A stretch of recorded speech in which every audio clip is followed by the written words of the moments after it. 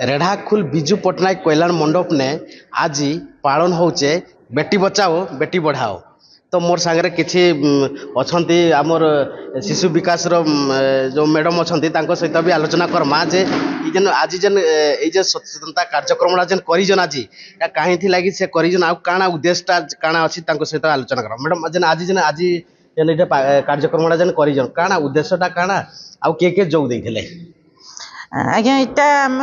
बेटी बचाओ बेटी पढ़ाओ कार्यक्रम जेन government of India रे गोटे स्कीम चली से आम विभिन्न समय विभिन्न प्रकार सचेतन कार्यक्रम करथाइसु। तो आज कार्यक्रम होची ऑनलाइन सेफ्टी साइबर सिक्योरिटी माने युवपीढ़ी जेन सबू मोबाइल व्यवहार कला परे लैपटॉप डेस्कटॉप जहाँ भी व्यवहार करुछन विभिन्न प्रकार साइबर फ्रॉड रो शिकार होछन। तो से माने केमतिकरी इथरु रक्षा पाई पारबे सेमान को सचेतन करा जायथिला आज वर्कशॉप के जोग देथिले। आज वर्कशॉप रे आमे हमर मुख्य अतिथि हमर असिस्टेंट कलेक्टर मैडम आइस्तिले, भीम भोई कॉलेज रो प्रिंसिपल सर आइस्तिले, आ जने अंजन सर आइस्तिले, हमर जिला समाज कल्याण अधिकारी को रिप्रेजेंट करथिले हमर कार्यक्रम अधिकारी मैडम आओ बाकी सबू आशाकर्मी अंगनवाड़ी कर्मी टीचर्स आओ आमर अंगनवाड़ी सहायिका सीआरपी एमबीके एमती सबू वर्गर आम डाकिकी आज सचेतन कार्यक्रम करूँ। मैडम जेन ये जेन कार्यक्रम जेन करागला जेन छात्र छात्री माने युवपीढ़ी माने किसी शिक्षण पाई पारले ये जेन छात्र छात्री माने जेन आज आसिकिना जेन भाग नेले किसी आशा अच्छी जे शिक्षण जिस पाई पारले बोल आज आमर एक जो कार्यक्रम साइबर सेफ्टी सिक्योरिटी आमर जो गेस्ट माने आसी थिले माने बहुत प्रकार से मानकु शिक्षा विषय रे देइछन्ती। आमे अनुभव करूछु कि से माने निश्चय किछिटा शिखि पारथिबे आउ निजर बापा सार जेंति कहिथिले आमर जे बापा माँ होछन्ती तांकर फास्ट बंधु हेबा कथा जोटा को से माने निजर सबू जहाँ असुविधा से माने सेटा को से माने बापा माँ को आगे प्रकाश कले तांकर निजर किछि भल हबो इटा आमे भाबिचु से माने शिक्षा पाइथिबे। अच्छा जेन आज जेन आसीथिले अतिथि हिसाब रे जेन ई जगह ने जेन थिले तमे माने आसीथिलो के माने काଣା एंती कहिले जे निज को मन को छुईथला आ आगामी दिन सेटा पालन करबे बोली कि आमे आशा करबो। साइबर सिक्योरिटी विषय आमको बहुत सारा कथा कहले आम जहाँ द्वारा सचेतन होइछु और आम एआई द्वारा किसी फोटो सोशल मीडिया रे पोस्ट करवा नहीं क्या शेयर करवा नहीं निज लोकेशन क्या शेयर करवा नहीं आम बहुत किसी सचेतन हेलु आ शिखा पाइलु आगू आम या व्यवहार करूँ सब यही साइबर ठकई ही थान तो ताकू नहीं करी आज जेन सुनल केते सचेतनता हेबो आगामी दिन रे बोली कि आशा और विश्वास अछि आप आगामी दिन रे आम बहुत सचेतनता हमू आम साइबर ठकामी नंबर जो हेल्प फ्री नंबर भी आनिलु एटा हो 1930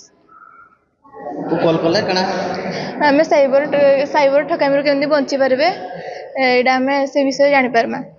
जेन सचेतनता जेन आज करागला इताकू नहीं करी आगामी दिन रे केते युवपीढ़ी माने केंती आशा अछि तो मानकर जे आगामी दिन रे सचेतनता हे पारबो बोली कि आशा तो बहुत अच्छे सचेतन होगापाई बट आजिकल जो एआई द्वारा वीडियो आउ फोटो अपलोड होची सेथुर केमती वंचित होबा सेथिपाई भी सचेतन करले आउ गोटे हेल्पलाइन नंबर साइबर गोटे हेल्पलाइन नंबर देले से हेल्पलाइन नंबर टी होची 1930 सेटा को कॉल करी आमे साइबर ठकेई विषय रे किछि सचेतन पाइबो आउ आगामी पीढ़ी रे भी सेटा सचेतन होबा को जारी रखिबो। सर ये जेन आज जेन इधे जेन आपन तो अतिथि हिसाब रे भी जोग देथिले तो ये जेन छात्र छात्री को नहीं करी जेन ई सचेतनता जो करा जायछि आगामी दिन रे ई छात्र छात्री माने काना सिखि पारबे बोली कि किछि आशा और विश्वास आपन कर निश्चित भाव रे आज आईसीडीएस तरफ रु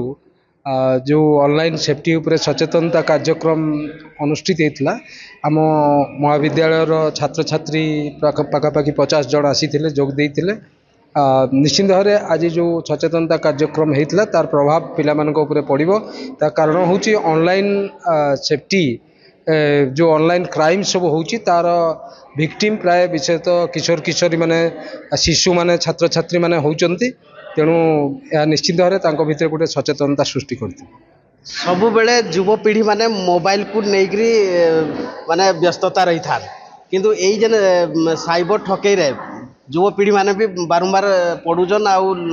सरकार जिते सचेतनता कले भी गला युवपीढ़ी मैंने नहीं शुणा ये सचेतनता को लेकर काଣା कहब तुम मैंने आपण मैंने तो जानी गोटे शिशु माने जन्म है ठारू गोटे हाथ में जदि से क्रिकेट बैट धरे गोटे हाथ में से मोबाइल धरिकी जन्म हुए तो आम ऑनलाइन को तो कौन माने कौन मोबाइल को आम खराब कही पारे किंतु आम से साइबर ठकेरे केमी न पड़ी पारिबा ताठू केमती सेफ्टी रे रही पारिबा से विषय में आमको ध्यान देवाक पड़ो आउ सरकार को तो मोर गोटे माने आपन जरिया छोट रिक्वेस्ट जदि ये साइबर सेफ्टी जेन अच्छी से आम ग्राउंड लेवल रू करि पारमा प्रति स्कूल कॉलेज प्रति गाँव में जब आम एटा को ग्राउंड लेवल रू करि पारमा तो आर गोटे भल प्रभाव पड़ो बोले मोर आशा अच्छे आपण मैंने शुणुले जेन कथाड़ा जेन कहते जे आगामी दिन रे छात्र छात्री भी कहते जे आगामी दिन रे यही जेन सचेतनता को लेकर आगामी दिन केमती आम यही साइबर नु केमती दूरे रहीमा को लेकर विभिन्न